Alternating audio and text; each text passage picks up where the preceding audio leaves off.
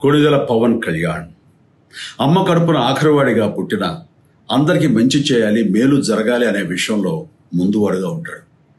తన గురించి కంటే జనం గురించి ఎక్కువగా ఆలోచించే మనస్తత్వం నా తమ్ముడు కళ్యాణ్ బాబుది.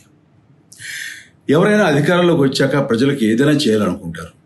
కానీ కళ్యాణ్ తన సొంత సంపాదనని కౌలు రైతులు కన్నీళ్లు తుడిచేందుకు ఖర్చు పెట్టడం, సరిహద్దు దగ్గర ప్రాణాలొడ్డి పోరాడే జవాన్ కోసం పెద్ద మొత్తం అందివ్వటం, అలాగే మత్స్యకారులు ఇంకా ఎందరికో తాను చేసిన సహాయం చూస్తుంటే ఇలాంటి నాయకుడు కదా జనాలకు కావాల్సింది అనిపిస్తుంది.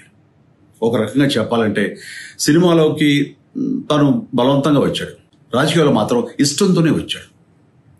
ఏ తల్లికైనా తన కొడుకు కష్టపడుతుంటే గుండె తరుక్కుపోతుంది. అలాగే ఏ అన్నకైనా తన తమ్ముడు అనవసరంగా మాటలు పడుతుంటే బాధ వేస్తుంది. అలా బాధపడుతున్న నా తల్లికి ఈ అన్నయ్యగా ఒక మాట చెప్పాను. నీ కొడుకు ఎంతో మంది తల్లుల కోసం, వాళ్ళ బిడ్డల భవిష్యత్తు కోసం చేసే యుద్ధం అమ్మా ఇది. మన బాధ కంటే అది ఎంతో గొప్పది అన్నాను. అన్యాయాన్ని ఎదిరించకుండా మౌనంగా ఉండే మంచివాళ్ల వల్లనే ప్రజాస్వామ్యం మరింత నష్టం అని నమ్మి జనం కోసం జన సైనికుడు అయ్యాడు. తాను బలంగా నమ్మిన సిద్ధాంతం కోసం తన జీవితం రాజకీయాల్లోకి అంకితం చేసిన శక్తిశాలి పవన్ కళ్యాణ్. ప్రజల కోసం, రాష్ట్ర భవిష్యత్తు కోసం ఆ శక్తిని వినియోగించాలి అంటే చట్టసభలో అతని గొంతు మనం వినాలి. జనమే జయను నమ్మే జనసేనాని ఏమి చేయగలడో చూడాలంటే మీరు పిఠాపురం ప్రజలు కళ్యాణ్ని గెలిపించాలి.